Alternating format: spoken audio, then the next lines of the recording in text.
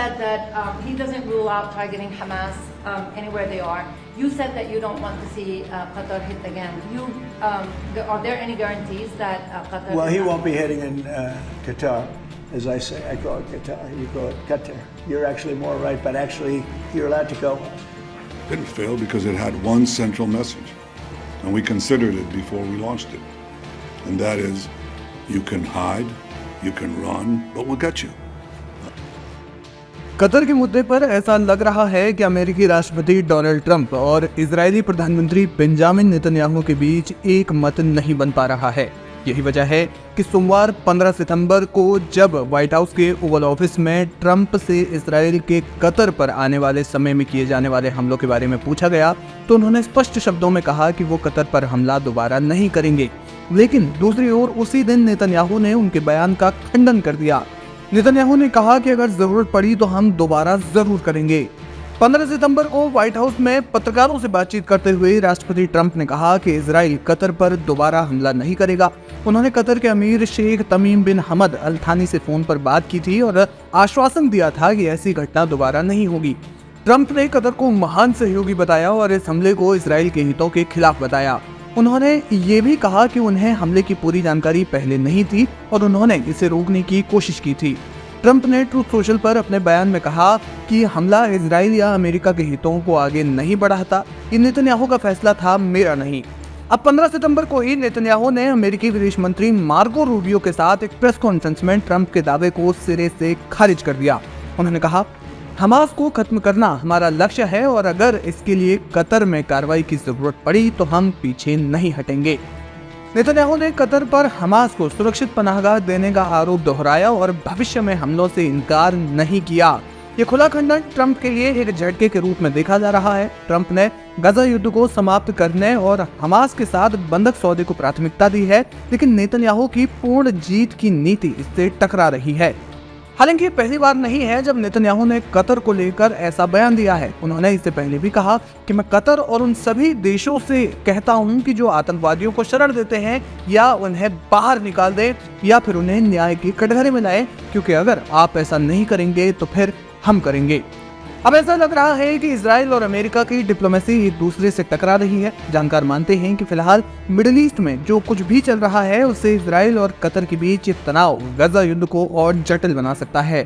Trump की शांति की कोशिशें और नेतन्याहू की आक्रामक नीति के बीच संतुलन बनाना लगभग मुश्किल सा नजर आ रहा है।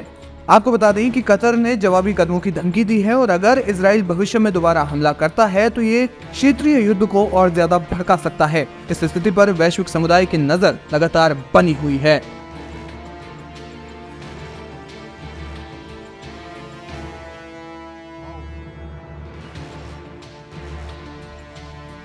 अरब खित्ते में बसे इस्राइल को अरब मुल्क शुरू से पसंद नहीं करते, लेकिन ताकत, टेक्नोलॉजी और उसे मिलने वाले अमेरिकी सपोर्ट की वजह से चुप रहते हैं। हालांकि इससे पहले 1948, 49, 1956, 67, 73, 82, 2006 और फिर 2023 में अरब इस्राइल जंगों की एक लंबी फहरिस्त है। लेकिन हर बार इस्राइल से हारते रहे अरब मुल्कों ने आखिरकार उसके नजदीक जाना ही बेहतर समझा। साल 2020 में ऐसा वक्त आया जब अमेरिका के दबाव में कुछ अरब देशों ने पहली बार खुलकर इस्राइल को मान्यता दी और उसके साथ रिश्ते बनाए। एक समझौता किया गया जिसे अब्राहम अकॉर्ड्स के नाम से जाना जाता है। इस समझौते का नाम अब्राहम इसलिए रखा गया क्योंकि यहूदी, ईसाई और मुसलमानों तीनों के एक पैगंबर हुए थे, जिन्हें यहूदी और ईसाई अब्राहम और मुसलमान हजरत इब्राहिम कहते हैं। अमेरिका का मानना था कि एक पैगंबर के नाम से तीनों अलग अलग विचारधाराएं एक छाते के नीचे आ सकती हैं। लेकिन कतर की राजधानी दोहा में हमास नेताओं को निशाना बनाकर इस्राइल ने हमले किए तो एक बार फिर ये डोर टूटती हुई दिख रही है। अरब देश अब नाटो जैसा मिलिट्री अलायंस बनाने में जुट गए हैं। अब्राहम समझौते की बात करें तो साल 2020 में डोनाल्ड ट्रंप के पहले कार्यकाल में ये पहल की गई थी। डॉक्यूमेंट में सबसे पहले यूनाइटेड अरब अमीरात, यूएई और बहरीन ने साइन किए। इसके बाद मोरक्को और सूडान भी इस समझौते से जुड़ गए। इस पहल में ट्रंप के दामाद जेरेड कुशनर ने अहम भूमिका निभाई थी। बरसों बाद किसी अरब देश ने उस वक्त इसराइल को मान्यता दी थी, इसलिए इसे एक बहुत बड़ा कदम माना गया। इसराइल और यूएई के रिश्ते बने क्योंकि वो तेल और कारोबार की दुनिया में बड़ी ताकत हैं और पूरे खाड़ी क्षेत्र पर उसका असर है। इन रिश्तों से व्यापार, सुरक्षा, रक्षा और टेक्नोलॉजी में नए दरवाजे खुले। उस वक्त फिलिस्तीनी अथॉरिटी और हमास का कहना था कि अरब देशों ने उन्हें धोखा दिया है, क्योंकि पहले ये तय था कि जब तक फिलिस्तीन को आज़ाद राज्य का दर्जा नहीं मिलता तब तक कोई भी अरब देश इसराइल से रिश्ते सामान्य नहीं करेगा। लेकिन कुछ अरब और अफ्रीकी मुस्लिम देश इस शर्त से मुकर गए। बहरहाल अक्टूबर 2023 के बाद से इसराइल का गजा पर आक्रामक रवैया और गजा के साथ साथ वेस्ट बैंक कब्जाने की मुहिम ने अरब देशों और इसराइल के बीच के रिश्तों को कड़वा कर दिया। यहाँ तक कि पिछले दिनों यूएई ने भी इसराइल को धमकाया था कि वेस्ट बैंक पर कब्जे का कोई भी प्रयास बेहद खतरनाक होगा। पिछले दिनों जब अमेरिका के प्रेसिडेंट ट्रंप मिडिल ईस्ट के दौरे पर थे तो उन्होंने खुलकर अपने भाषण में कहा था कि सऊदी भी इसराइल के साथ जल्द ही अब्राहम समझौता कर लेगा। लेकिन उसके बाद तेजी से बदलते हालात के बीच सऊदी ने फिर दोहराया है कि जब तक फिलिस्तीन को एक मान्यता प्राप्त राज्य का दर्जा नहीं मिलेगा तब तक वो इसराइल से रिश्ते सामान्य नहीं करेंगे। फिर भी अमेरिका लगातार अरब देशों को इस समझौते में जोड़ने की कोशिश कर रहा है। हाल ही में चर्चा चल रही है कि अजरबैजान और कुछ सेंट्रल एशियाई मुस्लिम देश भी इसमें शामिल किए जा सकते हैं। लेकिन कतर पर हमले ने ट्रंप की इन कोशिशों पर पानी फेर दिया।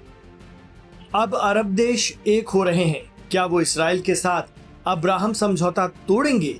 ये बड़ा सवाल है।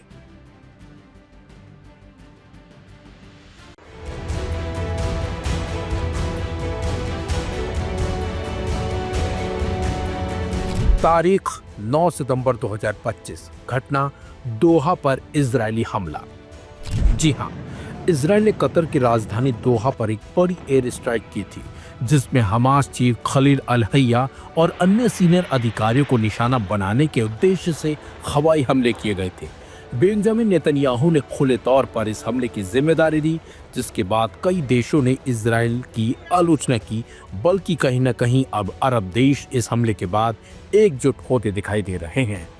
लेकिन अब इस हमले को लेकर एक बड़ा और चौंकाने वाला खुलासा हुआ है।